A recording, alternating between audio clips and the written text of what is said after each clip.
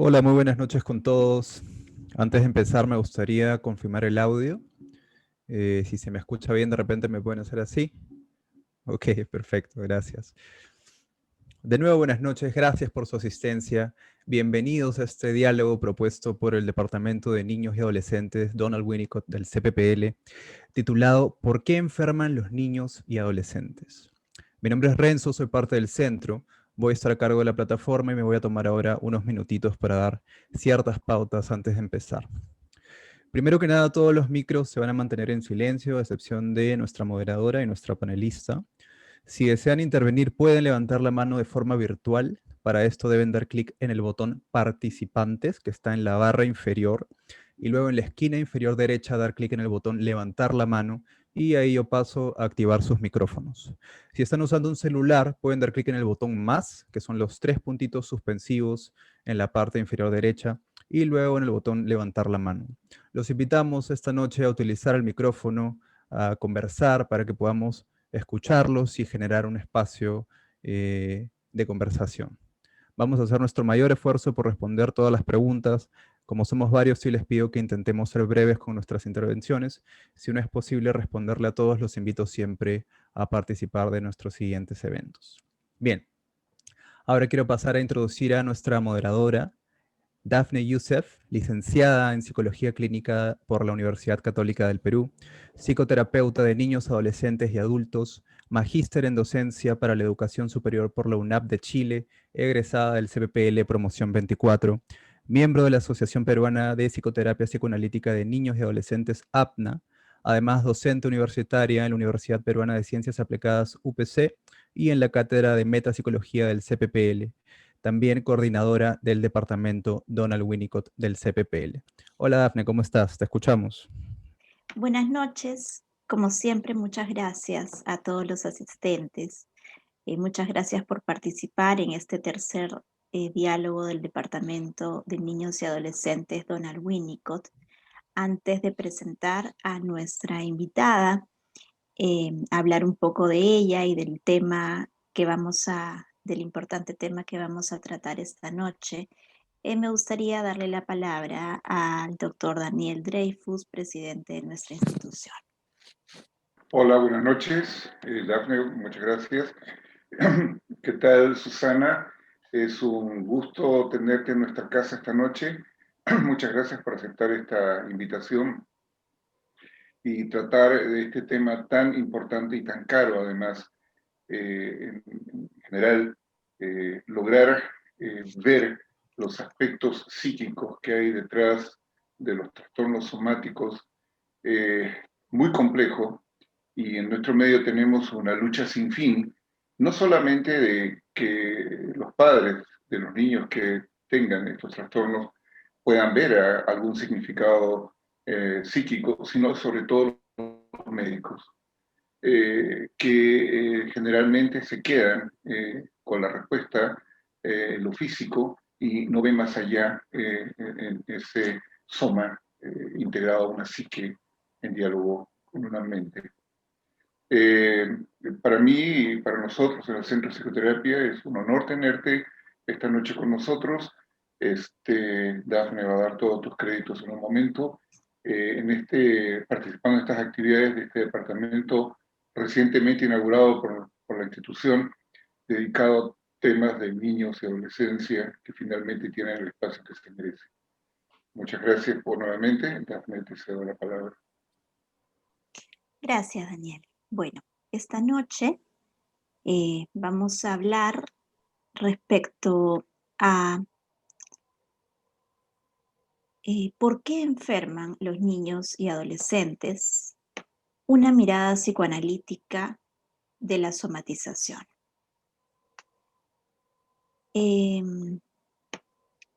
Este es nuestro tercer diálogo. Nos mantenemos tratando de llevar comunicación, interacción, pensamiento en todas las situaciones, en situaciones de pandemia, en situaciones del país complejas, en todas las situaciones. Realmente creemos que estar juntos es una forma de sobrellevar las situaciones difíciles y que, como decía en un reciente simposio Cecilia de Rosas, la pulsión de vida es fuerte, activa y caprichosa, y que lo infantil nos mantiene quietos, curiosos para crecer y nos mantiene en actitud de búsqueda. Hoy vamos a hablar del silencioso dolor psíquico del paciente niño con y adolescente con somatizaciones, y para eso hemos invitado a la licenciada Susana Rasinski. Ella es licenciada en psicología y licenciada en ciencias de la salud, perito psicológico, miembro adherente de la Asociación Psicoanalítica Argentina, ex jefa de psicopedagogía en salud mental de Mar del Plata, ex docente de la Universidad Nacional de Mar del Plata, profesora de seminarios y cursos en Mar del Plata y Buenos Aires, colaboradora del Departamento de Niños y Adolescentes de APA, terapeuta del Centro Racker de APA, docente en el curso de Psicoanálisis y Educación en el Centro de Estudios de APA, colaboradora en los libros Trabajando en Cuarentena, en épocas de pandemias, tomos 1, 2 y 3, de Hilda Katz y colaboradores en el 2020, y conductora del programa radial Sin Peros, que se transmite por la Propuesta Radio vía YouTube. Bueno, buenas noches. Yo les agradezco muchísimo al Centro de Psicoterapia Psicoanalítica, a Liliana Granel, a Dafne. Realmente para mí me emociona porque realmente están en un momento muy especial. Anoche cuando hablábamos con Dafne, estaba pasando lo del Congreso y lo del presidente de ustedes. Y bueno, nosotros como latinoamericanos es como que siempre estamos con este tema de las violencias, de la desestabilización, y donde creo que se hace mucho más necesario la escucha analítica, para que nos escuchen y también escucharlos. Cuando Daphne me dijo, la verdad que me sorprendió, porque ella es muy comprometida, en todas las reuniones nuestras es como que había leído mi monografía, lo cual me sorprendió muchísimo. Y bueno, yo le dije que a mí no me gustan tanto las conferencias ceremoniosas, sino que me gusta el intercambio. O sea que mi idea es justamente lo que ustedes en la publicidad del centro ponen, ¿no? Es decir, yo voy a hablar de algunos casos clínicos que están escritos en los libros, pero también de mi experiencia, pero me interesa, digamos, tener algunos conceptos claros y después escucharlos. No solamente que me escuchen, sino como decía Daniel y Dafne, digamos, me parece que por las reuniones anteriores en las que yo participé también, hay mucha gente con muchas ganas. Y esto de las redes nos posibilita que en este momento haya gente de Mar del Plata, de Montevideo, de Buenos Aires, de Brasil, lo cual me parece que es tomar un poco la red, como decimos nosotros, como posibilidad de que estemos todos juntos, ¿no? Y no como trampa. Bueno, quiero aclarar que no soy licenciada en Ciencias de la Salud, sino en Ciencias de la Educación. Por eso soy psicóloga y psicopedagoga, ¿no?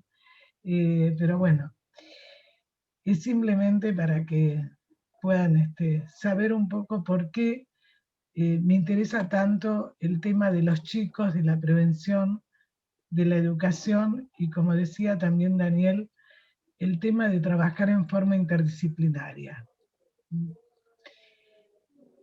Las cosas que callamos con los labios, llegamos a expresarla con los órganos. El hombre lleva oculta en su cuerpo una historia que no puede soportar. Recuperar esa historia inconsciente es tan importante como analizar los agentes físicos, químicos, bacterianos. Interpretar el significado que simboliza la enfermedad influye en su desarrollo y tiende a evitar que aparezcan otros trastornos. Cuando ha habido una experiencia de satisfacción como huella anémica, dará lugar a la represión, al desarrollo de la sexualidad. Cuando el sufrimiento de pérdidas significativas ha provocado un exceso de estímulos que provoca una situación traumática que el aparato psíquico no tolera, claudicará, evitando el dolor que le es imposible soportar, y entonces apelará a diferentes conductas defensivas muy primitivas, como la desmentida, la escisión y la puesta en acto, como forma de aliviar la tensión. Cuando sucede esto, aún no ha habido representación. Cuanto mayor es la carga y menor el bagaje representacional que tiene el sujeto, mayor es la somatización.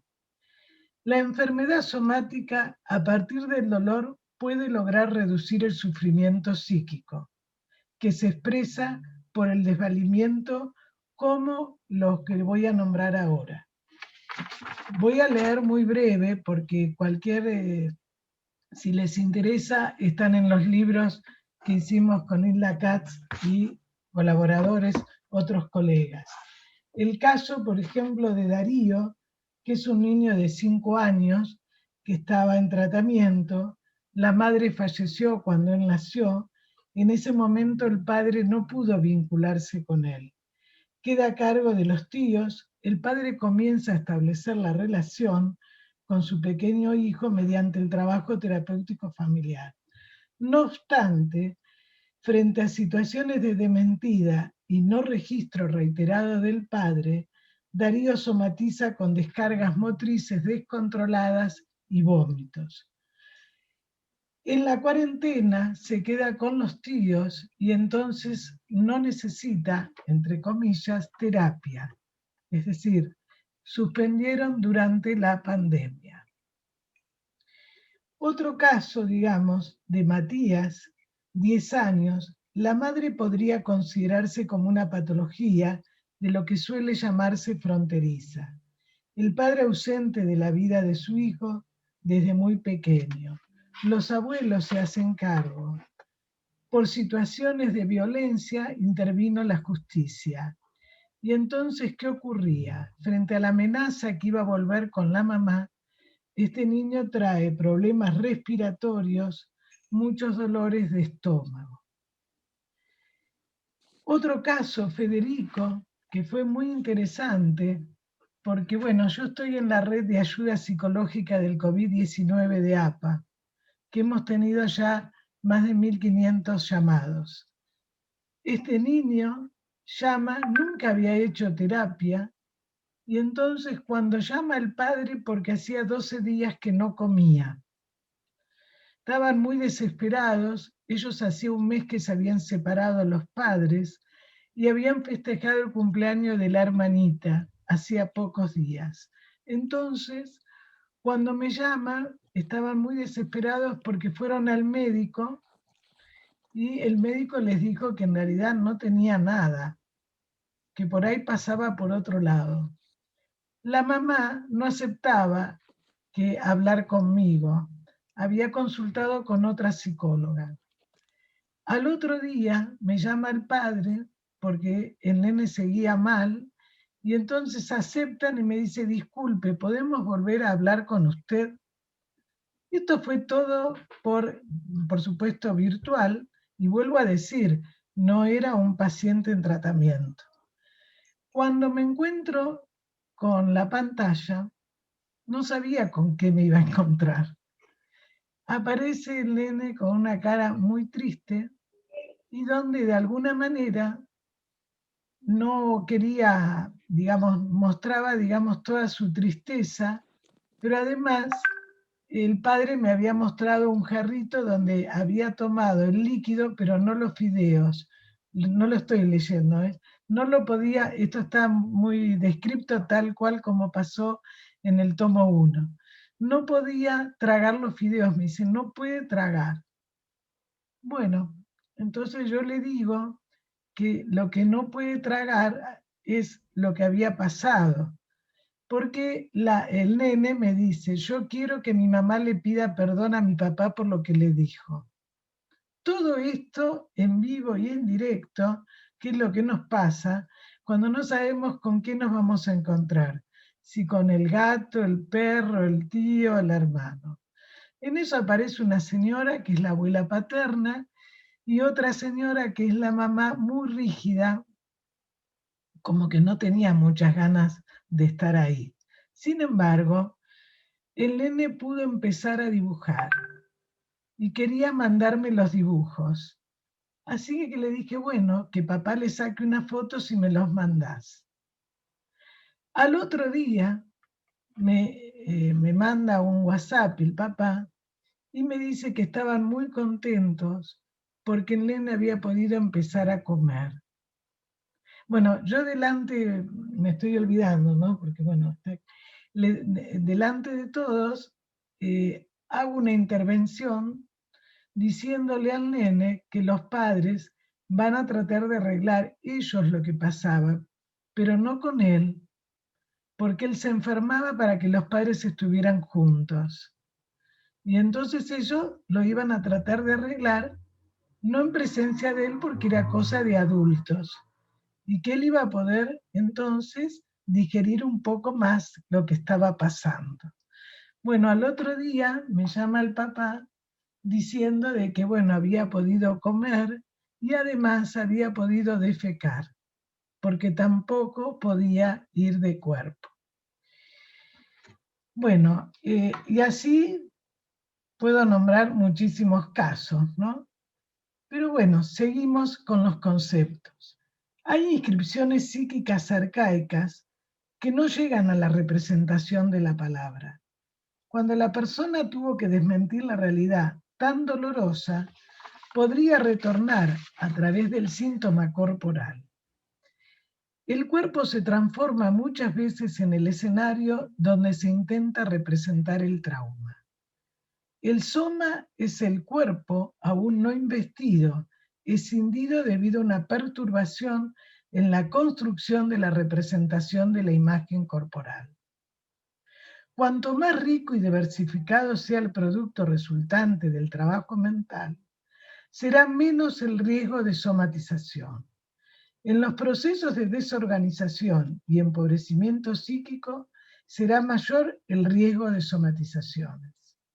El soma es vivenciado como una exterioridad respecto a la mente y en él se drenan los excesos de carga que no pueden ser procesados. Mientras que exista la posibilidad de armar un relato sobre lo acontecido, se está en camino de procesar, de tramitar la tensión excedente que pone en riesgo el funcionamiento mental. Un relato que otorgue sentido a la situación en la que el sujeto está sumergido posibilita el trabajo psíquico.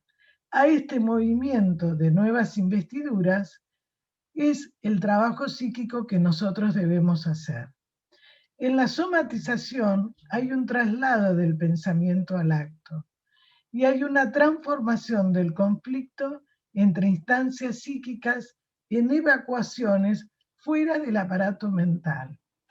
Ayer, una paciente que también llamó en esta pandemia, en el momento en que llama estaba muy cansada, estaba mal con su pareja, se empieza a dar cuenta que es un manejador, le encuentra pornografía, etcétera, etcétera, y empieza el tratamiento.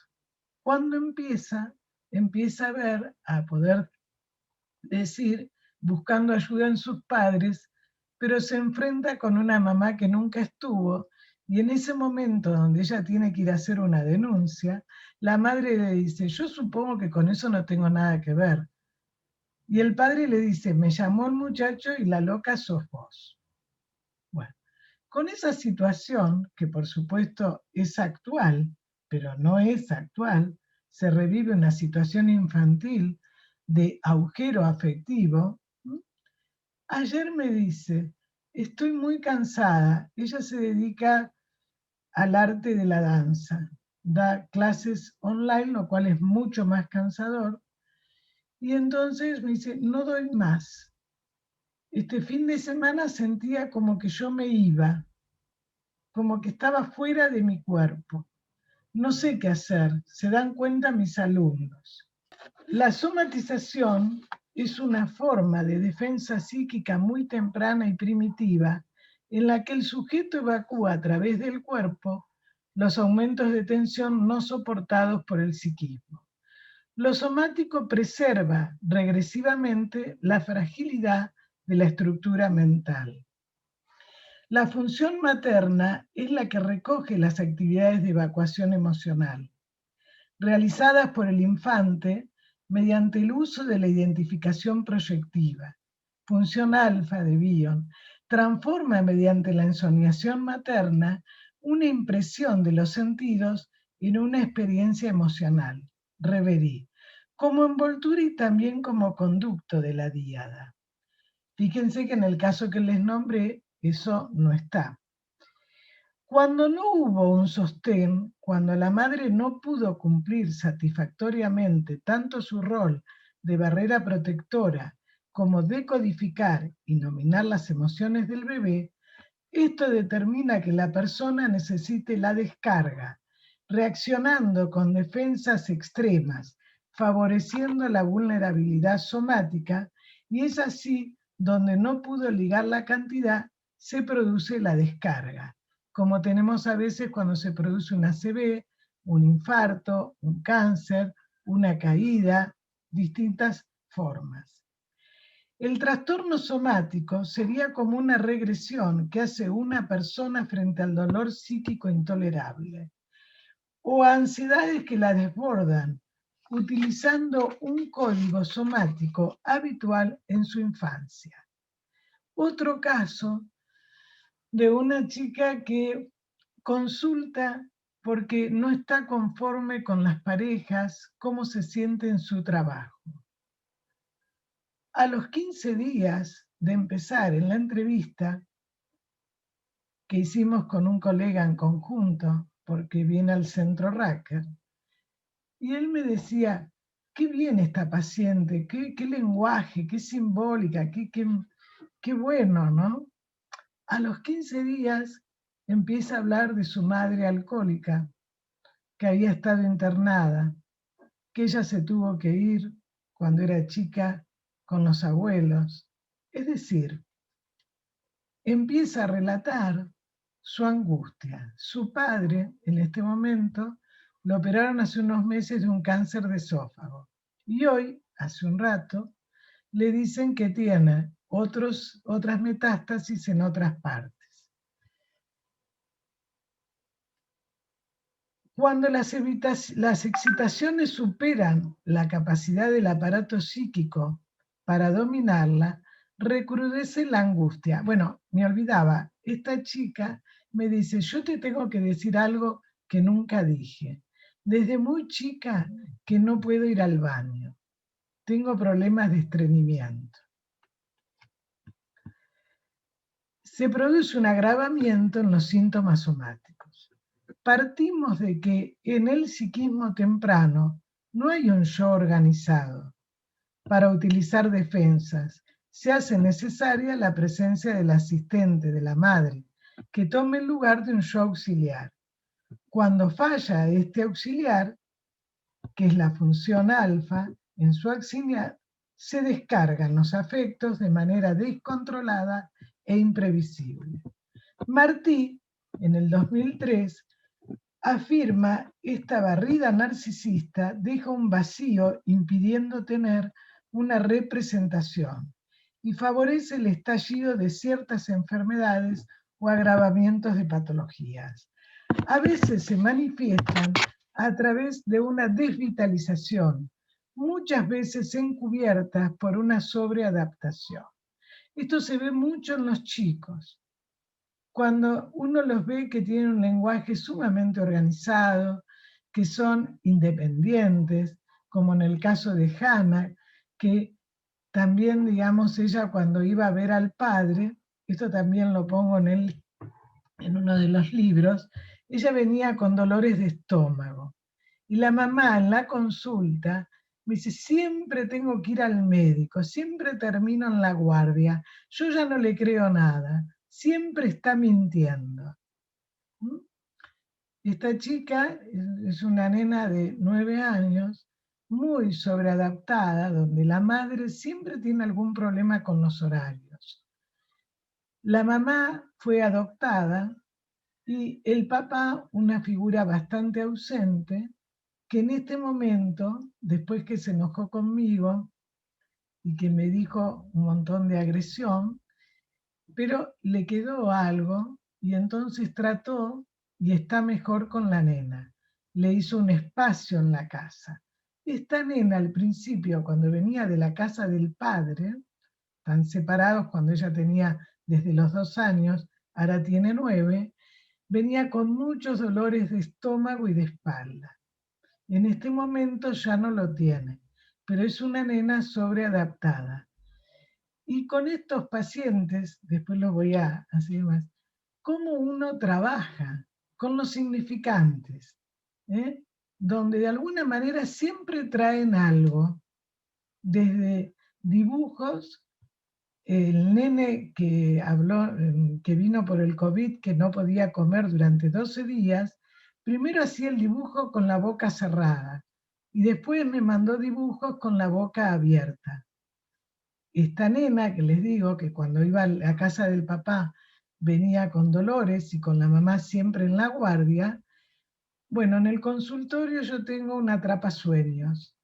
Yo trabajo en Mar del Plata y en Buenos Aires. Con la pandemia no pude regresar a Mar del Plata. Entonces, ella virtualmente empezó a armar atrapasueños.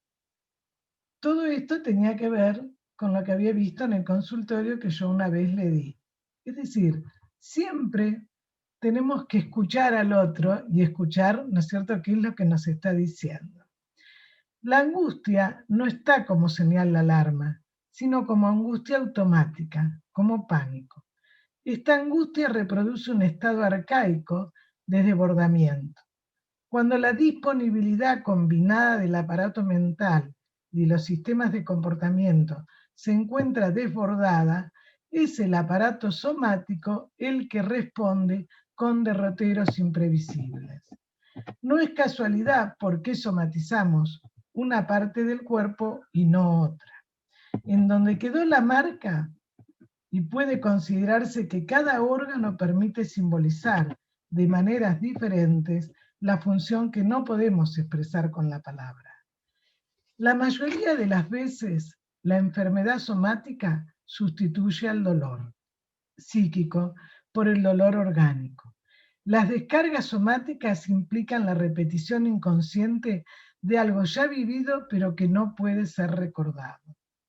Interpretar el significado que simboliza la enfermedad influye en su desarrollo y tiende a evitar que aparezcan otros trastornos. El cuerpo se transforma muchas veces en el escenario improvisado donde se intenta representar el trauma.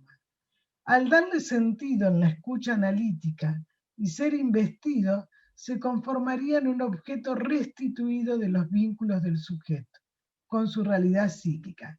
Y acá voy a nombrar a un colega que quiero mucho, que ha sido jefe del departamento de psicosomática de APA, que es el doctor José Fichman, que con él he estado muchos años estudiando.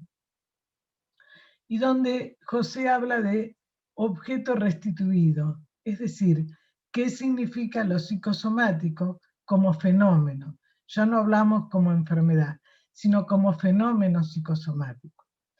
El trabajo del terapeuta es ingresar a los aspectos escindidos, más desorganizados del yo del paciente, como otro, y poder salir de esta manera, ayudar al paciente a ligar lo que no pudo ser ligado y actuar de protector y facilitador de sus cargas. El terapeuta tiene que articular la historia con el cuerpo, oír la voz de quienes no tienen voz en ese cuerpo, en el que se está expresando algo que en otro momento fue desmentido. El cuerpo es el lugar donde se expresan los afectos. Tener un cuerpo a habitar un cuerpo es muy diferente. Esto se ve muchísimo. en la clínica, cuando la persona dice, me mandó el médico porque tuvo un infarto. Es decir, no hay noción, no puede ligar una cosa con la otra. ¿Y qué significa habitar el cuerpo? Eso es como habitar una casa. La casa ustedes saben que representa el cuerpo. Muchas veces yo digo que la casa es como el hogar transitorio. No se habita la casa y el cuerpo tampoco. Cuando empezamos a habitar el cuerpo, a percibir el cuerpo, a sentir nuestro cuerpo, vamos a evitar enfermarnos. El terapeuta tiene que ayudar a articular la historia con el cuerpo, escuchar al paciente, oír la voz y comenzar a tejer una trama donde se pueda alojar la posibilidad de un encuentro terapéutico. La presencia del analista no es solo como función, sino también como persona. Juega un papel trascendental en la cura analítica. El trabajo del analista es un soporte para los procesos afectivos, regulándolos al darle significación y adquiriendo de esta manera representabilidad y texto. Esta idea de transformación implica la ruptura con la compulsión repetitiva. El trabajo psíquico sería un articulador entre la evocación y la repetición. Es tratar de que el sujeto no quede atrapado en la vivencia de desamparo y desvalimiento. La somatización, que originalmente no está sumergida en una trama simbólica, ya que es índice de un exceso de carga imposible de ser procesada por el psiquismo, puede constituirse en un elemento que al ser investido y otorgarle un sentido a su aparición, se conformaría en un objeto restitutivo de los vínculos del sujeto con su realidad. Así la enfermedad somática logra reducir el sufrimiento psíquico. Freud habla de restitución como catequización de objetos de la realidad, como en el caso de Schreiber. Lo que nosotros consideramos la producción patológica, la formación delirante, es en realidad el intento de restablecimiento de la reconstrucción. José Fishman amplía este concepto de restitución a otros cuadros, donde después de una situación traumática, el sujeto trata de restablecer una integración de sí mismo, eludiendo la fragmentación, cargando a otros objetos como todas las patologías narcisísticas, entre ellas las somatizaciones, el pasaje al acto. Por eso es importante centrar la atención en qué función cumplen los nuevos objetos investidos. Por ejemplo, las adicciones, las religiones, las tecnologías. El objeto sería el sostenedor del rearmado narcisista. De salir del vacío a tener todo, esto implica un sometimiento. Algo viene a suplir una falta. Cuando el sujeto se enfrenta porque necesita el objeto que suple la falta, se angustia y al poder tolerar la frustración, con la ayuda del terapeuta, que a veces más que interpretar, ayuda a construcciones, comienza una nueva etapa en su trabajo psíquico. Y acá tengo el ejemplo de dos pacientes.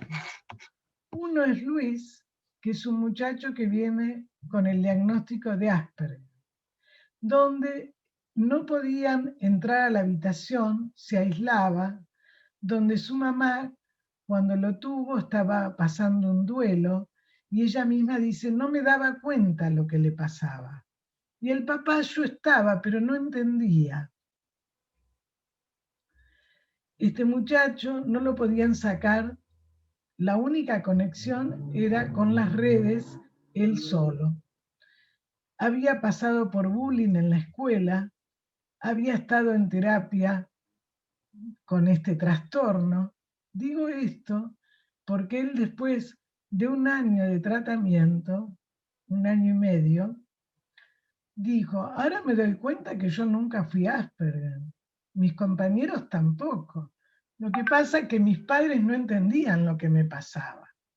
Y en este momento, él lo que quiere, como no se puede hacer presencial, entonces él lo que quiere, volver a hacer terapia cuando yo vaya a Mar del Plata y sea presencial. Estoy cansado de las redes.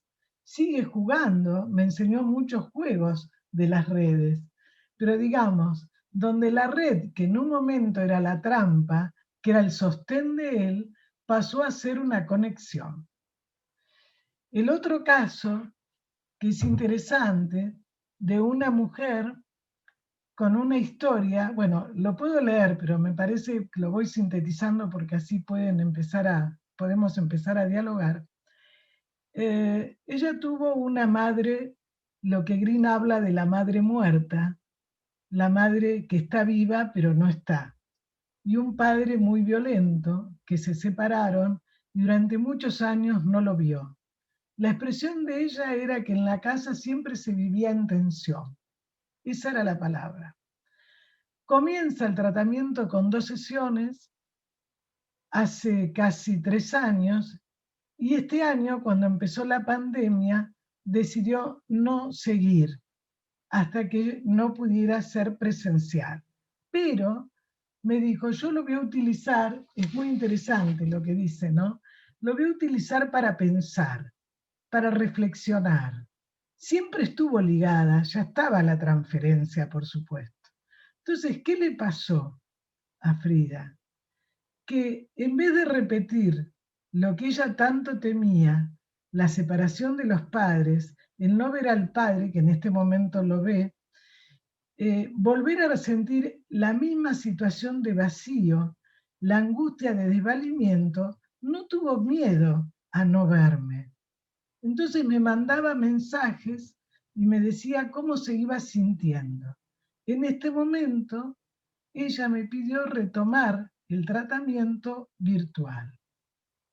Y donde también ella, cuando vino a la consulta, estaba con mucha angustia, mucho dolor de estómago, dolores de cabeza y depresión. Cuando fallaron las barreras de protección y las vivencias de desamparo fueron muy profundas para evitar el dolor, bueno, como no lo leí, estoy hablando del chico que utilizó la tecnología como una prótesis, ¿no? Sigo, a ver.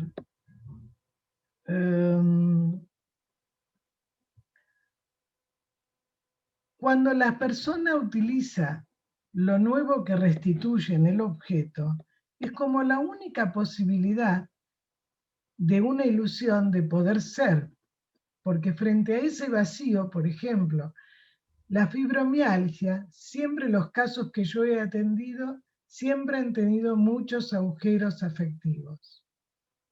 Y de verdad le duele todo el cuerpo. Pero, ¿cómo lo establece? ¿Cómo puede seguir sobreviviendo? Hasta que pueden empezar a relatar un poco todos esos vacíos afectivos que tuvieron. En el caso de Luis, la red pasó de ser un fenómeno restitutivo, de ser una suplencia, a ser una reconexión. Bueno, para terminar, les voy a leer una cita de William Blake, así los dejo para que me pregunten. El hombre no tiene un cuerpo distinto de su alma, pues lo que llamamos cuerpo es un trozo del alma percibido. Y los escucho, porque por ahí fueron muchos conceptos, pero lo importante es, ¿qué hacemos? Los chicos se enferman porque no tuvieron esa representación, esa ayuda. Nosotros conocemos a través de sensaciones y percepciones. Es lo primero. La escuela francesa a mí me gusta mucho, y bueno, la he estudiado mucho. Lapierre habla del diálogo tónico que se establece entre el chico y el otro. Pero cuando en este momento no están los adultos, no está el otro, ¿qué hace el chico? ¿Qué hace el adolescente? O sea, tenemos la psicosis en este momento, en la pandemia. Lamentablemente, los gobiernos, los que tienen el poder, no tuvieron en cuenta la parte emocional, como tampoco la parte económica. No se trabajó en equipo y no se sabe todas las consecuencias. Los casos que están llamando son muy graves, porque lógicamente la persona que tuvo una angustia de desvalimiento, una situación de muchos agujeros, sentirse que quedó atrapado con uno de los padres y no puede volver. Les digo todas situaciones que he vivido en estos meses, y donde de repente aparece el miedo a la violencia, a no poder volver a ver a la mamá o a no poder ver a sus pares. ¿Qué significa ese miedo de no tener en cuenta, de no ver al otro?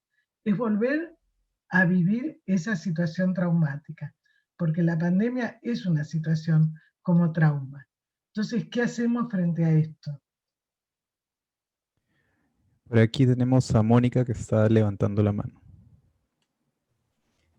Sí, buenas noches.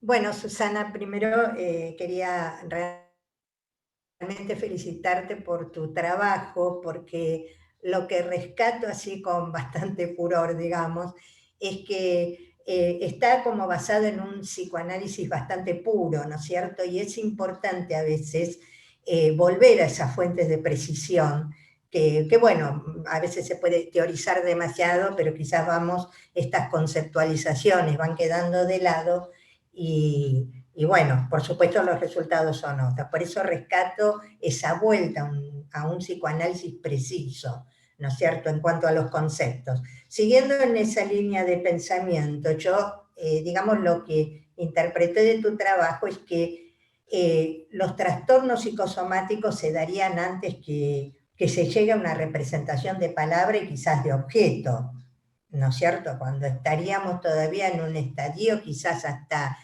no preconsciente, sino pre-inconsciente, antes quizás de la verdadera formación de un aparato psíquico. Así es.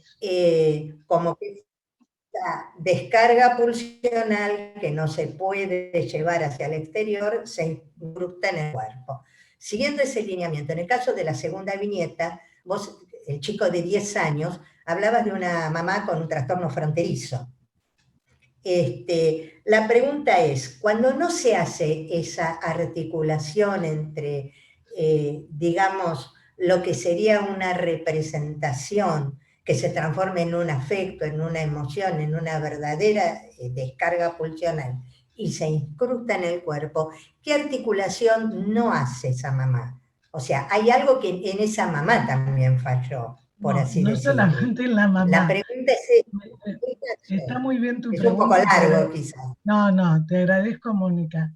Me hiciste acordar sí. a Esmaja, ¿no? Esmaja es otro autor que también a mí me gusta. Cuando digo me gusta, yo creo que a esta altura, después de tantos años de trabajo, uno tiene muchas teorías, muchos autores.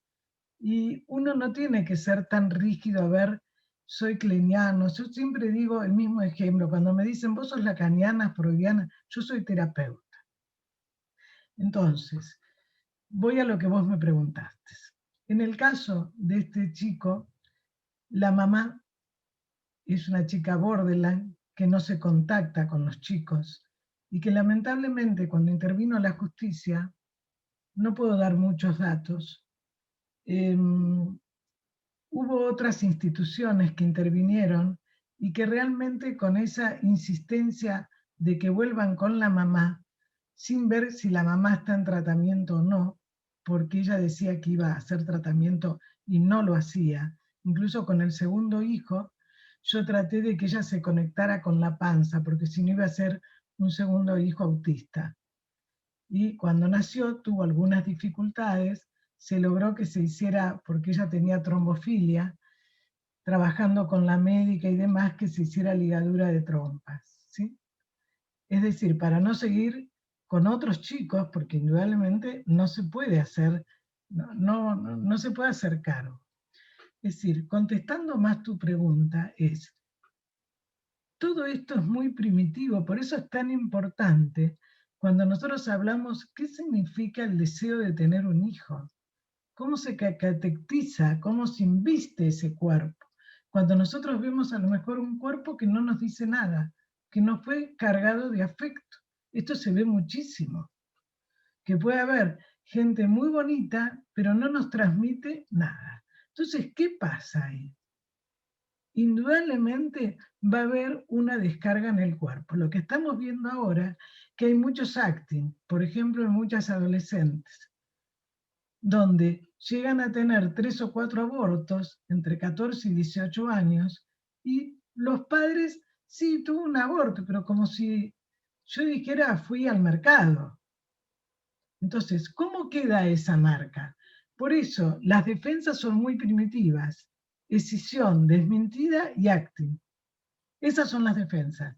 Por eso el trabajo nuestro, que uno ve que, por ejemplo, en el Hospital Rossi de La Plata, en enero, hace ya más de 8 años, aumentaban los casos de leucemia y de cáncer infantil en las vacaciones. Es decir, cada vez más, por ejemplo, es muy común que un chico tenga cáncer. Es decir, uno dice, ¿cómo puede ser? Pero cuando uno rastrea a ver qué pasó, ¿cómo un chico tiene tantos accidentes, por ejemplo? Acá tenemos en presencia a Sonia Cesio, que está en CIPEA, ¿no es cierto? Y que de alguna manera todo el trabajo de los accidentes, es decir, donde se pone el cuerpo en un momento, en un lugar, digamos, donde tendría que haber otra cosa. Habla a través de los accidentes el cuerpo. Entonces, tenemos que tener mucho cuidado nosotros, me parece a mí como terapeutas, que lo decía Daniel en la presentación, cuando por ejemplo el médico dice, tiene tos, bueno, tiene esto, ¿qué puede ser? ¿Cuánto hace? A ver, ¿por qué muchos chicos tienen rinitis, problemas, digamos, dolores de garganta, infecciones a repetición? Incluso ahora, nosotros con el coronavirus, ¿qué es lo más importante? El sistema inmunitario. Cuando uno ha visto, yo lamentablemente, así como perdimos a Raúl Mota, que a mí me conmovió mucho, porque estaba invitado al programa y me dice, quédate tranquila, no digas nada, en 15 días estoy bien. Y como el marido de una amiga que también falleció, y cuando uno ve, no sé en el caso de Raúl, pero en el caso de la otra persona, había tenido muchas situaciones de duelo. Es decir, ¿qué es el sistema inmunitario nuestro? ¿Cómo se arma el sistema inmunitario? Entonces, en un chico, ¿qué defensas tiene? Si depende de los que lo rodean. Si la mamá le quiere dar de comer, le da de comer. Si no le quiere dar de comer, no le da de comer. Entonces, ¿cómo hace? Llora, patalea, se descompone, se irrita, responde con el cuerpo. Por eso, Mónica, como para todos, las defensas son muy arcaicas, son muy primitivas. Por eso, José, que yo coincido, digamos, cómo se restituye como fenómeno restitutivo. Podemos entender más, porque fíjense que en este momento la gente consume más alcohol, hay muchísimas más adicciones de todo tipo. ¿Y qué es eso? Son patologías narcisistas, que no se pudo trasladar, depositar en el otro, porque el otro no estuvo. Entonces, ahí está nuestra función. Cuando la persona puede empezar a recordar y nosotros le podemos dar un sentido, como por ejemplo en la otra nena, cuando los padres se separan, la que les conté de la atrapasueños, me dice, Susana, pude conseguir un gato que me comprara mi mamá. ¿Cómo se llama el gato? Aslan. ¿Y quién era Aslan? Bueno, es un personaje muy importante, un león que defiende a toda una ciudad. ¿Qué quiero decir? Siempre con los significantes, pero también en gente adulta. Es decir, no solamente en chicos.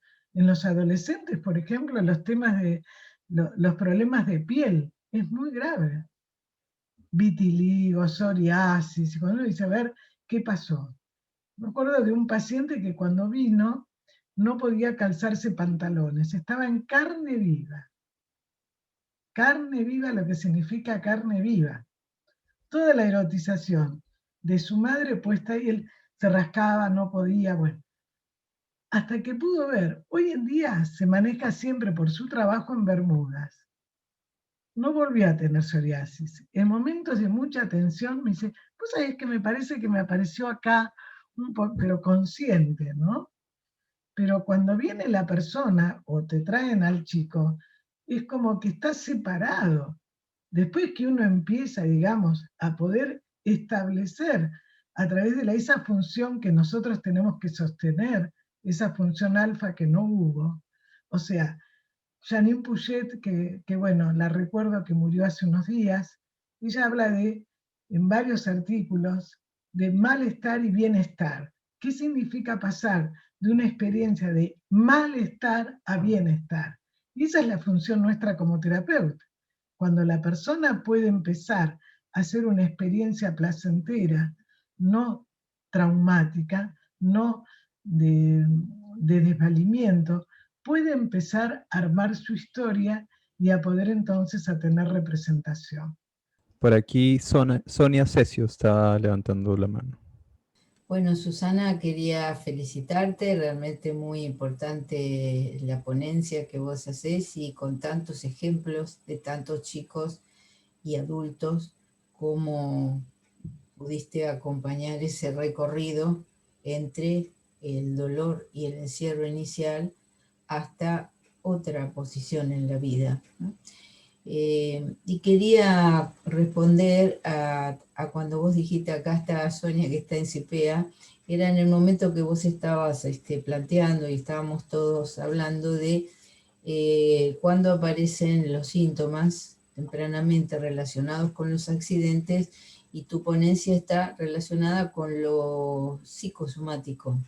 Entonces lo que a mí me evocó en ese momento es el tema de cuando los chicos empiezan a caminar, ¿m? Que todos sabemos, tiene muchas connotaciones. Empezar a caminar es empezar a tener una autonomía, por supuesto que coincide con la biología, pero tener una autonomía es alejarse de los padres, ¿no?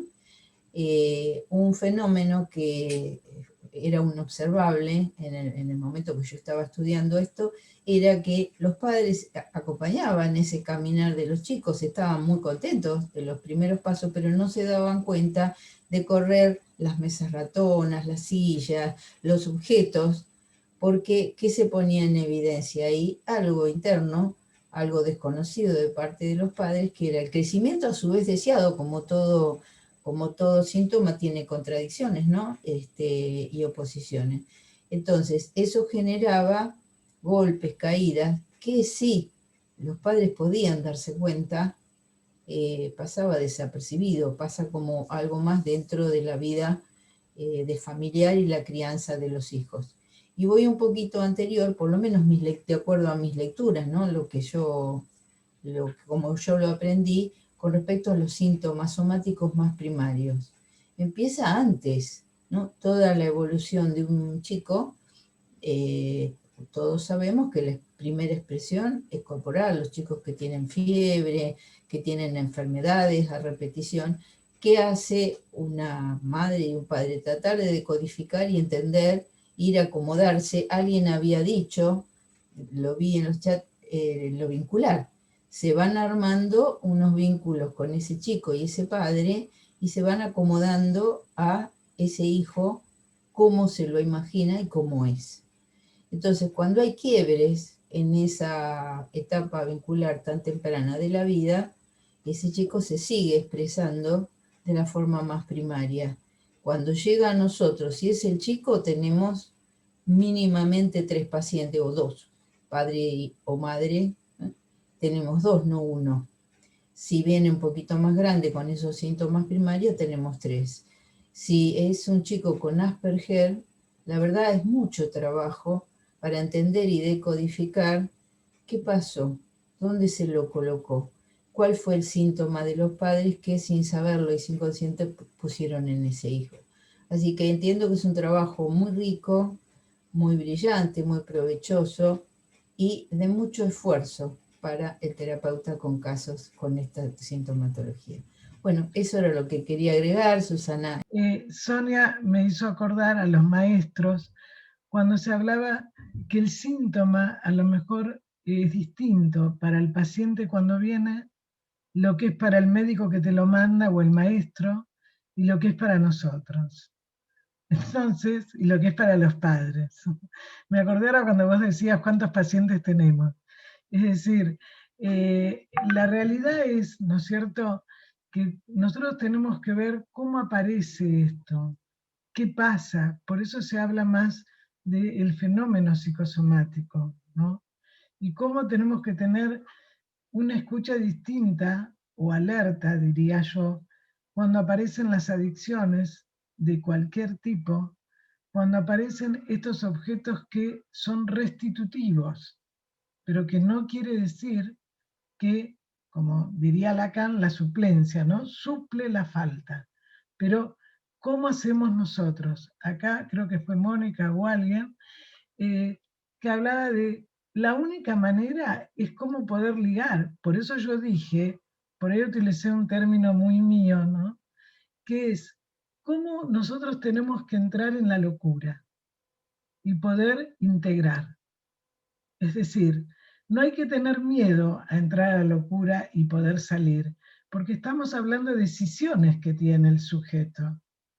Entonces, por supuesto, hay que saber hacerlo, ¿no es cierto? O sea, en el sentido de que primero el otro no tiene que sentir que tenemos miedo, porque siempre nos va a dar algún elemento por donde podemos entrar. Si el paciente siente como te dicen, no me dice nada, yo voy y no me dice nada, hace mucho que estoy igual. Bueno, transpiro las manos, bueno, ¿cómo observamos cuando viene? Mirta me preguntaba lo de este muchacho de Asperger. Él solo me lo dijo en una sesión. Ahora me doy cuenta que yo nunca tuve eso. Es brillante el chico. ¿Eh? Entonces, es decir, pero claro, ¿qué pasó ahí? Obviamente, digamos, cuando dice, yo quiero ahora lo humano, yo quiero conocer gente, pero conocer de verdad. Él tenía una novia virtual de otro país, ¿no? Todavía nunca tuvo relaciones. Entonces, fíjense todo esto, pero ¿cómo se va dando? Es un proceso. ¿No? Con los chicos muy chiquitos, o sea, la experiencia de chiquitos de 3, 4 años, por ejemplo. Me acuerdo ahora de un caso que el papá era paciente mío y vino desesperado porque hacía 15 días que el chico no defecaba. Bueno, perdonen la expresión, me defecó todo el consultorio, todo. El padre desesperado me decía, ay Susana, qué vergüenza, bueno, voy a buscar una muda que tengo en la camioneta. Bueno, a ver, ¿qué pasó? Yo no le puse un enema, una pastilla, no. Es poder que el otro sienta que alguien lo escucha, en esa escucha que nunca tuvo. ¿No? Eso es lo más importante. Los escucho. Liliana Granel, por favor. Hola Susana, ¿qué Bueno, tal? un gusto. Tengo Sí, muy buenos recuerdos de tu papá, bueno, sí, porque antes de que él, bueno, nos dejara, se había planteado hacer un trabajo que todavía lo tengo que hacer, que tiene que ver con los problemas de lectoescritura, ¿no? ujú, Y bio. sí, y Bion, ¿no? Que a él le gustaba tanto. La verdad que Sí. es un gusto escucharte y traer estos temas, ¿no es cierto? El tema del cuerpo, el tema de habitar el cuerpo, el tema de la somatización, ¿no? Y lo traes con tantos casos clínicos, ¿no? Que también me hizo recordar un caso que ahora les voy a comentar también, ¿no? Pero pensaba qué difícil es el trabajo con lo somático, ¿no? Con lo psicosomático, porque es esto que decías, escindido, ¿no? Y esto escindido que tenemos que tratar de ver cómo se integra, porque pienso que el paciente que viene con algo somático no quiere hablar de eso, lo tiene como aparte, como si eso no tuviera que ver con las sesiones o con otros dolores, ¿no? Y entonces esto es este trabajo tan fino ¿no? De tratar de hacer que eso escindido tome un lugar en la mente, es decir, que ese dolor que está puesto en el cuerpo, ¿no? Tenga representación psíquica y adquiera palabra, ¿no? Y creo que es uno de los trabajos más difíciles, cuando el cuerpo aparece también, ¿no? De esa manera, ¿no? Tan con una enfermedad. Y recuerdo de una paciente, ¿no? Que me la trae la mamá, ¿no? La mamá cuando esta paciente tiene 12, 13 años, con todo un salpullido en el cuerpo, que la mamá la trae por el médico, no la trae por ella tampoco, ¿no? Por el médico que le dice, bueno, esto hay algo que tenés que tratar de trabajar en un proceso de análisis. Y entonces, y la mamá me da una indicación, yo a veces cuento esto porque me da la indicación, me dice, sí, pero esta es una niña muy feliz, no indagues nada acerca de su pasado. Con lo cual, es una cosa rarísima, porque si viene a un análisis, algo del pasado voy a tener que indagar, ¿no? Entonces, eso me llenó de curiosidad aún más. Y resulta que sí tenía una historia muy terrible, que no se había hablado, estaba totalmente escindida y enquistada, que apareció a partir de la muerte de el padrastro, ¿no? Y ahí ella se entera de que en realidad, cuando ella nace, su padre muere, que nadie le había dicho nada acerca de esto y que le habían hecho creer que este padrastro era el padre, ¿no? Entonces, se empezaron a descubrir un montón de cosas que creo que estaban puestas en la piel de ella, en lo más profundo que era la piel, ¿no? Y entonces fue un trabajo muy minucioso, digamos, ¿no? Con ella, porque la mamá no quería participar de esto, ¿no? Solo con ella. Mirá, me hiciste acordar a otro autor, Hassan, que él tiene un libro que es La mirada y la voz, que es muy interesante, porque justamente, digamos, todo el tema de la piel, de la voz, o sea, ustedes piensen lo que es un bebé. Entonces, ¿qué pasa cuando ese cuerpo no fue investido durante esos 9 meses o antes? Ya ahí lo estamos determinando. Por eso hay que tener, digamos, en cuenta cuando uno, antes nosotros tomábamos la historia evolutiva, ¿se acuerdan? Y ahora son los datos que te traen. Pero nosotros habíamos hecho un ejercicio que era un grupo contar la historia y otro desde lo actual deducir cómo había sido la historia. Fue muy interesante, porque de alguna manera yo les dije en la exposición, estas marcas que quedan. Hoy en día, por ejemplo, los tatuajes, que Hilda escribió un libro sobre la parte simbolizante de los tatuajes, uno puede recorrer toda la historia del paciente. ¿Por qué tiene que grabarse en el cuerpo? ¿Qué significa? Es decir, lo que no pudo, porque voy a lo que vos dijiste, Liliana, que no es solamente lo somático y cindido. Casi todas las patologías, nosotros tenemos todos una parte cindida. Yo me acuerdo, hace unos años, yo trabajé mucho con psicóticos, ¿no? Y bueno, toda la escuela, digamos, también Salomón Resnick, que me parece fantástico, que también falleció hace poco. ¿Qué era lo que nosotros veíamos? Cuando yo daba el curso de psicosis, yo ponía el núcleo psicótico de la personalidad neurótica. Entonces vino un psicólogo, yo tomaba la entrevista para ver si cómo estaban para hacer el curso, ¿no? Entonces me dice, yo no estoy de acuerdo, nosotros no tenemos un núcleo psicótico. A ver, cuando hablamos del núcleo psicótico, esa parte confusional escindida, ¿qué es lo que aparece en el cuerpo? Yo tengo una contractura y ¿qué estoy? La pulso y la freno. Y tenemos la contractura. La pulsión que sale y yo la estoy frenando. Entonces, no nos damos cuenta cuando de repente estamos más tensionados con todo esto de Internet y estamos hablando y se corta Internet. Bueno, aparte de la postura nuestra, es decir, tenemos que tener en cuenta, a mi entender, yo el abordaje del cuerpo lo he hecho siempre. Hace muchos años me formé en bioenergética también, es decir, para mí es mirar al otro, de verdad. Eso es como cuando nos dan la mano. ¿Cómo nos dan la mano que no nos dice nada? ¿No? Y el chico que te ve, como me pasó el otro día con una nena que hacía 3 años, la habían llevado a la consulta porque no podía controlar, pero no la llevaron más.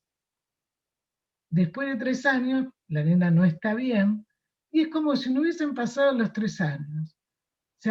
Virtual, ¿no? Estamos haciendo ahora. Como si no hubiese pasado. Por supuesto, contuvo una carga erótica anal por un montón de situaciones, ¿no? Pero bueno, ¿qué pasó? Algo quedó. Bueno, así como le queda nuestra escucha, también le quedó lo que nos quedó a todos, porque todos tenemos nuestras marcas, nuestras historias. El tema ¿cuál es? ¿Qué hacemos con todo eso? Porque el chico tiene posibilidades, pero si yo no trabajo con la familia, es muy difícil. Porque los padres le dicen al pediatra, dame una medicación, dame esto, no, tomaré la fiebre, no me pidas tanto. No, pero está. Entonces, es cómo tapar, por eso Maja habla de autocalmantes del yo.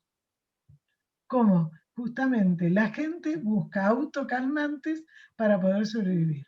Tomo la pastillita para dormir, tomo esto. Cuando vienen a mi casa me dicen, ¿pero no tenés nada para el estómago? No, no puede ser que no tenés nada para el estómago. No, pero es una cosa bastante frecuente. Sí. Porque bueno, a veces lo necesitamos, si tenemos una infección o estamos con mucho dolor, no estoy diciendo que no. Lo que quiero decir es lo más rápido. Entonces seguimos sin tolerar la frustración. Ese es el momento más difícil en los tratamientos. Tolerar la frustración, es decir, la desilusión de lo que no va a ser nunca. No vamos a encontrar a ese papá maravilloso o esa mamá puesto en una religión, puesto en una sociedad de consumo, puesto incluso en un analista. Cuando nos adoran y somos los mejores, ¿no? Hay que tener cuidado en eso. Somos personas, además somos analistas. Sí.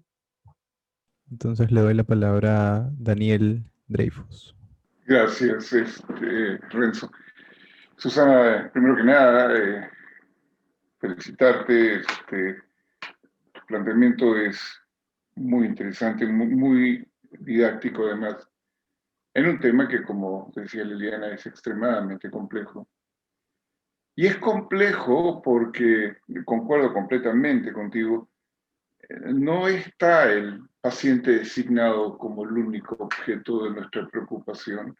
Es ese niño, esa niña, ese adolescente y su entorno,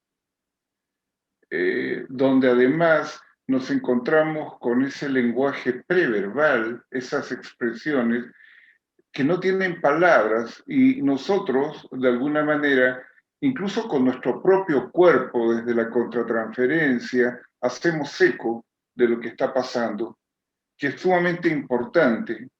Y creo que ahí está la clave de la posibilidad o no de ayudar a un chico, una chica, un adolescente con trastornos psicosomáticos, el poder de alguna manera empezar a vibrar con ellos y por primera vez tal vez hay alguien, un otro empático con ese niño, esa niña, donde no hubo esa empatía inicial y se produjeron esas marcas de discontinuidad, de ruptura, de no entendimiento, donde la criatura tuvo que empezar a generar sus propias señales a través del uso del cuerpo. Realmente me parece que hablar de estas cosas, el poder transitar por estas cosas, es extremadamente importante para un terapeuta psicoanalítico bien formado que pueda entonces hacerse cargo de algo que alguien no pudo hacerlo hace mucho tiempo atrás y hacerse cargo de este niño, de esta niña, de este adolescente y de sus padres, pero con una paciencia infinita, con un amor terapéutico muy grande, con una tranquilidad, además, como tú bien dices, no asustarnos frente a estas cosas es precisamente la clave. En fin, muchísimas gracias, Susana. No, aparte, Daniel, lo que vos decís, creo que no solamente en este tipo de pacientes, creo que en nuestro trabajo lo fundamental es el deseo. no tener un paciente para ver cuánto tengo de ingresos. Es decir, no, pero yo lo digo porque realmente, digamos, cada vez es más complejo, porque a veces el trabajar en instituciones, el otro día estuvieron 2 colegas de España, la gente del Fórum también, es decir, para mí es importante escuchar a todos. Entonces, imagínate vos en un niño, cuando por ahí, o un adolescente, el caso de Luis, de Asperger, después de un tiempo de tratamiento, él entraba y de costado me saludaba, ¿no? O sea, directo no. Hasta que un día me dice, ¿te puedo abrazar? Tenía un olor a transpiración que era insoportable. Bueno, me banqué, por supuesto, todo eso, ¿no? Porque era el primer abrazo. A ver, es lo mismo que el otro nene Darío, que se tiraba gases en el consultorio, ¿no? Y yo había traído como unas quenitas que hacían distintos sonidos. Y la que más le gustaba era la que se parecía al pedo, por decirlo, ¿no? Entonces, él me decía, bueno, ¿ves, Susana? Todas esas cosas, ¿eh? Cuando el chico está hablando con el cuerpo. Eso es como usar el baño, que el otro día en una reunión del departamento también se habló. Es fundamental trabajar con el agua, con el baño, o sea, hay muchas cosas, pero también con los adolescentes, cuando de repente vienen con la extensión de las pestañas, con las uñas, bueno, con los microemprendimientos en la pandemia, por algún lado, con la guitarra. No sé, yo me acuerdo una vez que conocí mucho a Charly García, Los Redonditos de Ricota, por 2 pacientes, ¿no? Porque venían con todo eso al consultorio. Entonces, digamos, es infinito el universo, porque el chico trata justamente de cómo poder sobrevivir a eso. Lo que ocurre es que en esta pandemia, que estamos todos cansados, no sabemos hasta cuándo, probablemente hasta el año que viene y mitad del año que viene. O sea, la sensación de incertidumbre forma parte de la vida, pero cuando además los mensajes son contradictorios, eso desorganiza y confunde más al sujeto. Entonces los chicos no saben si pasan, si no pasan de grado, qué van a hacer. Por ejemplo, ayer me decían, termino 5º año, pero yo no sé si voy a seguir estudiando. No sé. ¿Y qué te pasa? No sé. Y vieron que esa frase, cuando se dice no sé, primero niego y después afirmo. Con cuidado. Ahí estamos en un borde, ¿eh? Entonces, ¿cómo aprender a mirar los dibujos que hacen los chicos? ¿Cómo ahí aparece lo psicosomático? ¿Eh? Cuando aparece a lo mejor una pierna distinta, aparece, eh, cuando aparece cortado el contorno, ¿eh? ¿Qué es lo que está pasando en esas partes del cuerpo? Yo me acuerdo de un pintor, Eduardo Silverman, que voy a la exposición, yo no lo conocía, hace cuerpos muy bien, la anatomía se ve que tiene un conocimiento muy bueno, me invita a su taller y le digo, ¿tuviste un accidente o algo te pasó? ¿Cómo te diste cuenta de eso? Se veía en las pinturas que hacía. Es decir, nosotros tenemos un montón de elementos, porque el cuerpo es inconsciente. Entonces, el tema es cómo lo miramos. Si ustedes observan, al azar, ¿cuántos chicos caminan bien? ¿Cuántos ponen las rodillas juntas? Yo soy observadora. Entonces, cuando el chico viene y dice, ¿qué pasó? A ver, o habla así, yo con el paladar ojival, ¿qué pasa? No son mirados, no son mirados. Es como cuando vamos nosotros al médico y ahora están en la computadora y el cuerpo no existe. ¿Mm?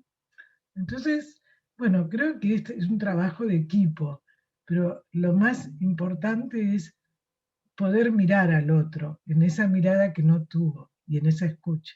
Dafne, por favor. Yo quisiera, Susana, hacer dos preguntas. Bueno, muchas gracias por tu Detallado, vasto y preciso recorrido conceptual, ilustrado con viñetas clínicas. Creo que nos queda claro que una de las ideas centrales es que la inundación de emociones dificulta la representación, ¿verdad? Y que Más que, entonces... perdona, más que si yo te digo que sí, está mal. A ver, no es que la cantidad de excitación dificulta, no, es mucho anterior a la representación. Es decir, ustedes piensan que Freud ya en 1895, en Proyecto para Neurólogos, que es la monografía que vos viste, que habla del sistema económico del sujeto, él habla de carga y contracarga, ¿sí? Es decir, cuando estamos hablando de representación, ya pasamos eso. En esto, no. Porque para poder haber representación, ¿qué tiene que haber? Tiene que haber un otro que ponga en palabras cuando el nene llora y la mamá dice, ay, no sé qué hacer, ¿cómo hago? ¿No? Y el chico cada vez se desespera más, porque siente que la que lo tiene que sostener no sabe qué hacer. Entonces, ¿qué hace? Llora, patalea. Ahora, si yo le hablo, le digo, tolero que me patee, que me vomite, etcétera, etcétera, devuelvo en palabras, ahí lo voy a ayudar a representar. Si no, es descarga pura. Por eso justamente, tanto en toda la escuela francesa, Martí, Esmaja, Chiosa, incluso en lo nuestro, o sea, cuando hay mucha cantidad y no existe la posibilidad de procesarlo, se descarga por estos mecanismos primitivos. O sea, no hay otra, pero no solamente, es decir, ¿qué pasa con la psicosis? Es una desconexión. La persona arma su propio mundo porque es intolerable todo lo demás. ¿Y cómo uno empieza a trabajar? Y bueno, entrando en el delirio, o sea, entrando y pudiendo salir, ¿no? Por supuesto. Entonces, cuando la persona empieza, digamos, a poder conectar eso que tuvo que separar y que tuvo que fragmentar, porque si no, no sobrevivía, el trabajo nuestro es empezar a integrar. Sí, ¿qué otra pregunta? No sé si te aclaró algo, Dafne. Y entonces sí, gracias. Sí, entonces tú hablarías, de repente esto ya es muy extremo, pero, y estoy tratando de apelar a un modelo, ¿qué es eso? Solo un modelo. Pero entonces tú hablarías de símbolos, de estructuras simbólicas falladas o de ausencia de símbolos. No, no se llegó a eso.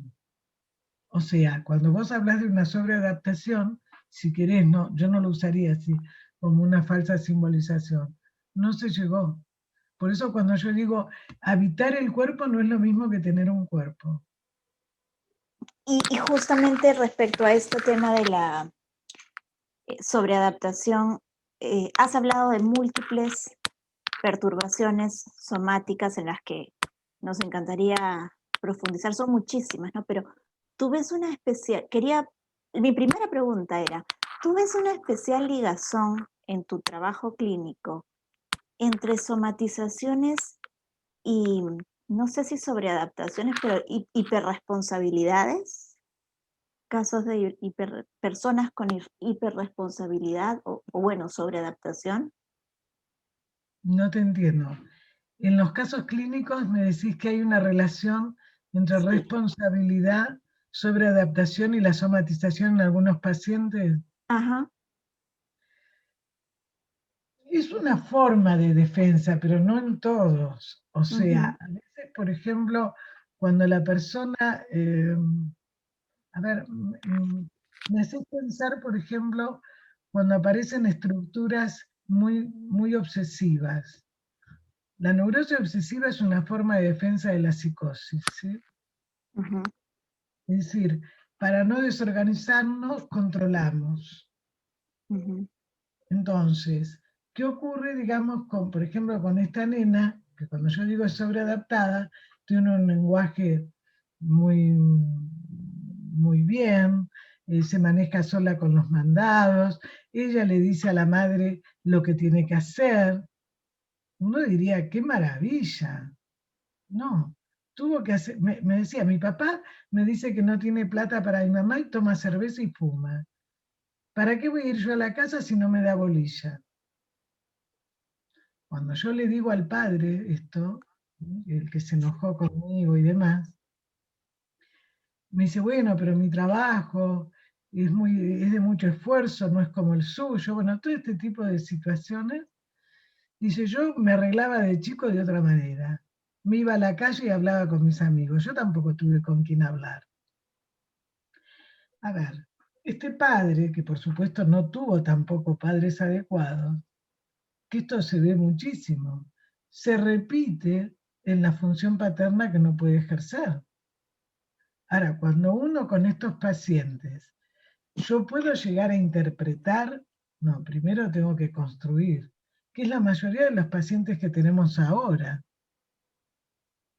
Es decir, porque si yo le digo, bueno, a ver, es cierto, es su trabajo, bueno, es la pesca, una serie de cosas, pero bueno, es lo que usted pudo hacer. A ver, eso no significa que cuando su hija va y ella ve que usted está fumando, que ella le dice, no quiero que te mueras, papá, y está tomando cerveza, pero no está con ella. Entonces, ¿para qué va a ir? ¿Qué es lo que siente el chico? Entonces, ¿para qué voy a vivir? Como me dijo esta nena, hoy una nena de 9 años, yo soy un sorete, soy una mierda. La vida conmigo me dio todo lo peor. ¿Para qué? Y porque siente que es una carga para los padres. ¿Cuántos chicos hay que sienten eso?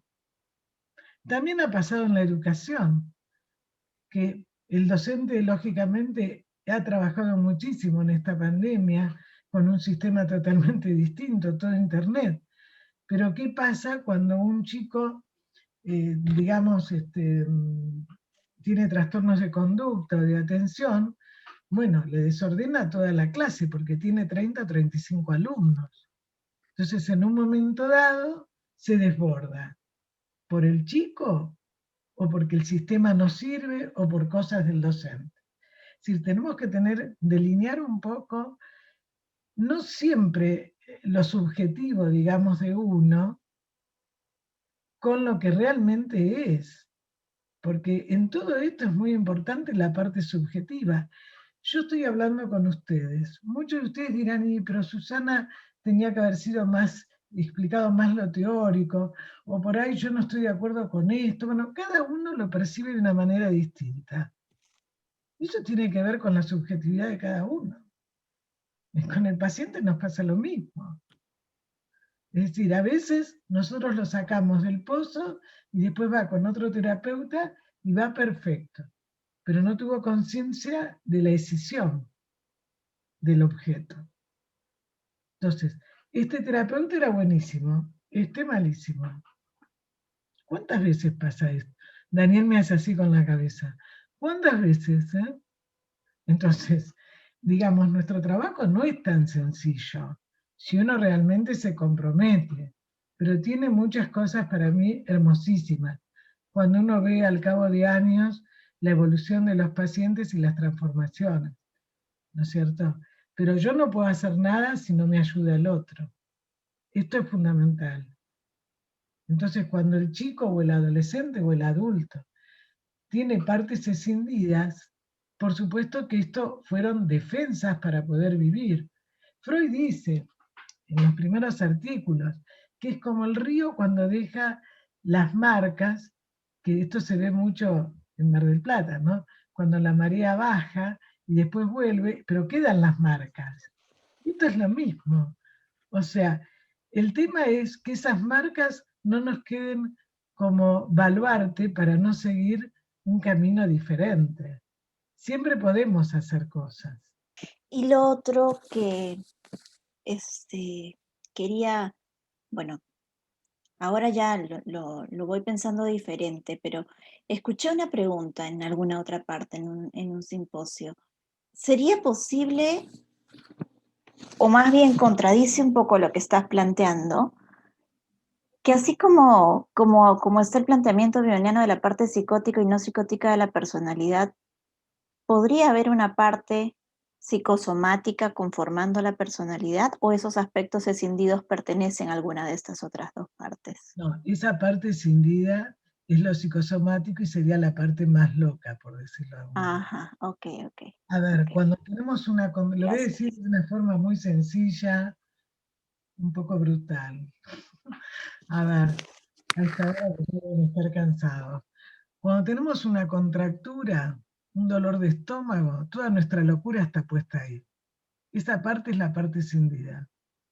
El tema es, si nosotros lo podemos reconocer, podemos empezar a hablar, se puede armar una historia de eso que fue muy dramático y que nunca pudo hacerse un relato. Piensen un poco lo que pasa con los abusos sexuales. ¿Cuántas veces pasan años hasta que los pacientes nos dicen? Es decir, como que son esas partes escindidas, por ejemplo, cada vez más se ven desmayos, o por ejemplo, en los dibujos, esos espacios en blanco, o en la escritura, por ejemplo. Acá está Adriana, que es psicopedagoga, psicoanalítica, donde muchas veces en la escritura se hacen espacios en blanco. Este chico, que la mamá es borderline, él no podía escribir. Tenía muchas hojas con agujeros en la escritura. No podía. Es decir, hay muchas formas de proyectar. El tema es que nosotros podamos verlo. Y si no podemos verlo, bueno, para eso están las supervisiones, esto que estamos haciendo entre todos, porque yo también aprendo con las preguntas de ustedes. Es decir, todos aprendemos. Susana, buenas noches, ¿cómo estás? Bueno, en realidad ya lo has comentado justamente cuando lo estaba pensando. Con pacientes psicosomáticos, como has estado explicando y mostrando con los ejemplos, y que necesitan la verbalización, que necesitan la construcción y la escucha, por supuesto, el énfasis en el acompañamiento de parte del terapeuta. Bueno, ¿qué lugar tiene la interpretación, no? ¿Cuán no en primer lugar está, como con pacientes neuróticos o como lo que uno aprende clásicamente, y cuánto el terapeuta o la terapeuta lo puede tolerar, ¿no? O cuánto, por ejemplo, lo del abrazo, que decías tú del chico con el abrazo y el bancarse con ese tipo de abrazo, ¿no? ¿Qué pasa con nosotros también como para hacer los movimientos necesarios y discernir cómo estar, relacionarnos y trabajar con cada paciente, ¿no? Cómo poder percibir desde la llegada quien viene con un planteamiento más hacia lo simbólico, con mayor posibilidad de pensar, con un síntoma, a diferencia de quien es derivado o con lo corporal separado y sin ligadura de malestares emocionales, ¿no? Eso. Bueno, hiciste varias preguntas, ¿no? Primero, digamos que la mayoría de los pacientes que tenemos hoy son patologías narcisistas. Hoy me preguntaba, no, el otro día Adriana, la psicóloga de Mar del Plata, que está escuchándonos, está acá, me decía, estábamos hablando de narcisismo, entonces me decía, ¿eso es de ahora o siempre fue? No, siempre hubo. Yo le contaba, me acordaba de los griegos, ¿no es cierto? O sea, hay muchísimos ejemplos. Pero el tema, ¿cuál es? Que en este momento una cosa es el narcisismo necesario que tenemos que tener para poder vivir y la otra es el narcisismo perverso. Entonces, cuando el terapeuta pone más sus cosas que las que está transmitiendo al paciente, ahí no hay cura ni tratamiento.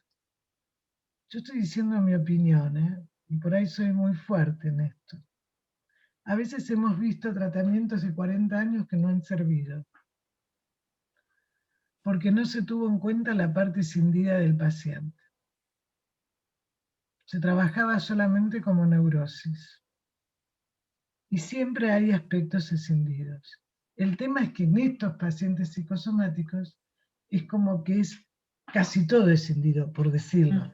No todo, pero como es tan primitivo, entonces uno tiene que empezar, no a lo mejor con cada paciente es una situación distinta, pero muchos pacientes que hoy recibimos tenemos que empezar a construir con construcciones. Porque si yo le digo, como nos enseñaban a nosotros Melanie Klein, que todo tenía que ser así, y por ahí yo no lo siento y el paciente no entiende nada. O lo mismo si yo le digo, no, porque usted está haciendo una metáfora, y el paciente, ¿qué me está diciendo? ¿No?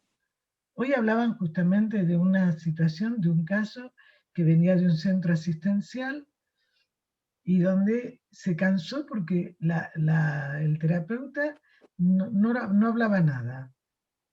Y yo necesito que me hablen, porque en mi casa nadie me hablaba.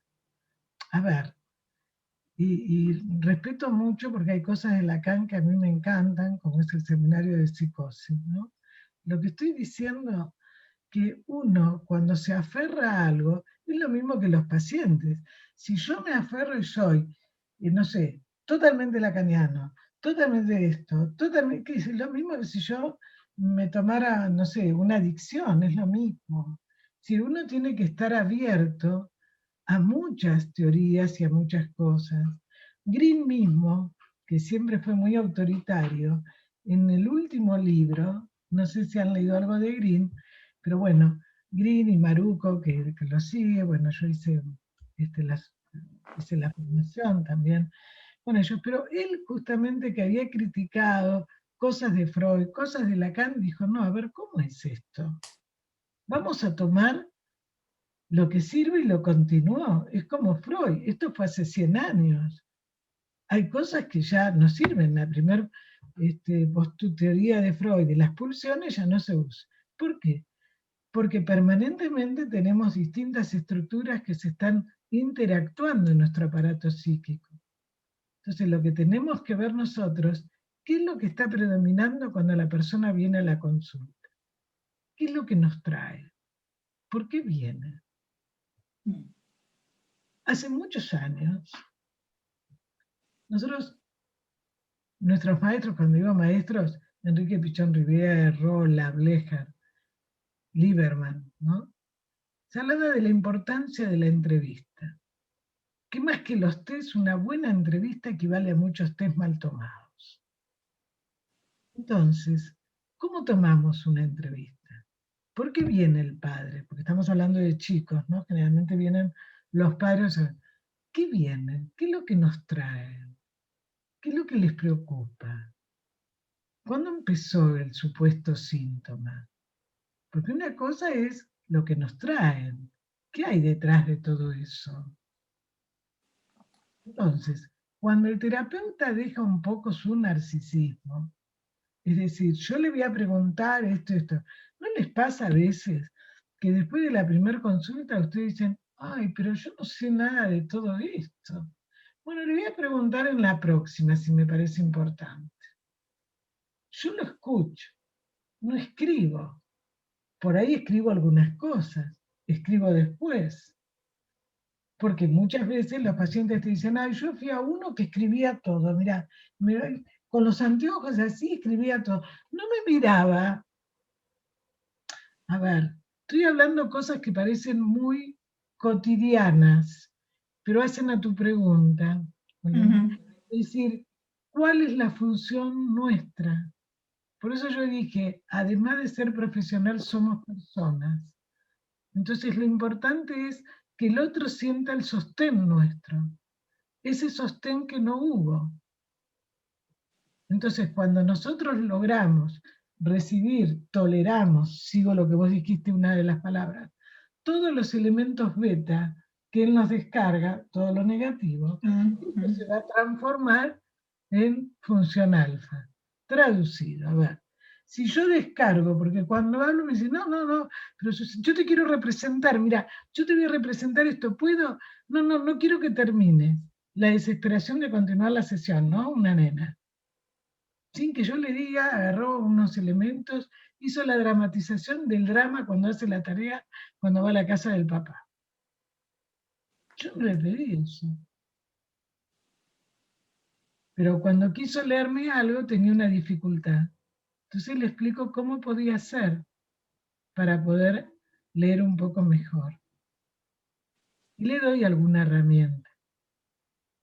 Pero siempre teniendo en cuenta qué es lo que el otro me trae, porque cuando uno interpreta fuera de lugar, o porque yo le quiero decir, el otro ni se acuerda, sigue en otra. Es decir, ¿vieron cuando uno dice, este es el momento? ¿Mm? Como cuando traen un sueño, o cuando está por terminar la sesión y les cuentan algo importantísimo, para que ustedes no le digan nada. Bueno, hay que tener en cuenta varias cosas, ¿no? Que hacen un poco nuestro trabajo. Sí, por supuesto, son temas muy amplios. Varias preguntas, sí. Pero ya es para cerrar, me parece, ¿no? Sí. Muchas gracias. 12:15. Bueno, yo quería cerrar. Justo hoy le pedí a una colega, Lila Gómez, de Mendoza, que me mandara me mandó un poema que escuché en el simposio y que me pareció muy oportuno para hoy de Bertolt Brecht, que regresa un poco a los orígenes de los que tú estás hablando, de las fallas en los orígenes, ¿no? Dice, la piel de no rozarla con otra piel se va agrietando. Los labios de no rozarlos con otros labios se van secando. Los ojos de no mirarse con otros ojos se van cerrando. El cuerpo de no sentir otro cuerpo cerca se va olvidando. El alma de no entregarse con toda el alma se va muriendo. Bueno, yo, como es así como vos lo leíste, pero bueno, para un martes a las 12:15 de la noche, yo les voy a decir algo por lo menos para que vayan con algo también un poco de arco iris, ¿no? De alegría. Es decir, todos no podemos evitar que alguna vez no tengamos un dolor. Todos hemos tenido algún dolor o varios. El tema es que cuando hemos pasado por alguna enfermedad o alguna situación, ¿cómo eso evitar repetir? Y la forma es no desmentirlo, no hacer de cuenta que no pasó nada. Que este encuentro sirva para que cuando ustedes se encuentren con los chicos, con los padres, con las familias, sepan que nosotros en un momento tan difícil del planeta, donde no se tuvo en cuenta la salud mental, que realmente somos un todo, aunque alguna vez tuvimos que escindirnos para sobrevivir. Entonces que la escucha nuestra y también escuchar al otro es la única manera que vamos a poder, entre todos, sostenernos, porque la incertidumbre va a estar con nosotros. Y el cuerpo, que en este momento está tan confundido para los chicos, porque si sos youtuber, no youtuber, si sos bisexual, se necesita un rótulo, porque no soy. Entonces nuestra tarea es poder ayudar a ser, no solamente a hacer, sino a ser. Yo les agradezco muchísimo y los que quieran hacer alguna pregunta o alguna cosa, tienen mi mail y cuando quieran participar, ¿no es cierto?, pueden hacerlo. Así que yo te agradezco mucho, Liliana, Dafne, bueno, y a todo el equipo, ¿no?, de acá de Lima, y espero que se suavice un poco lo que están pasando. Y bueno, les agradezco a todos los que me acompañaron. Que hay gente que les agradezco muchísimo porque yo les dije que estaba un poco tensa, porque bueno, era la primera vez que estaba con ustedes y bueno, es así. Esperamos que no sea la última. Te queremos agradecer muchísimo y Renzo, no sé si nos puedes desmutear a todos para el aplauso final. Bueno, gracias a ustedes. Bueno, muchísimas gracias a todos los participantes, de todos lados. Qué bueno que podamos hacer estas integraciones. Muchísimas gracias, Susana, y nos vemos hasta una próxima ocasión.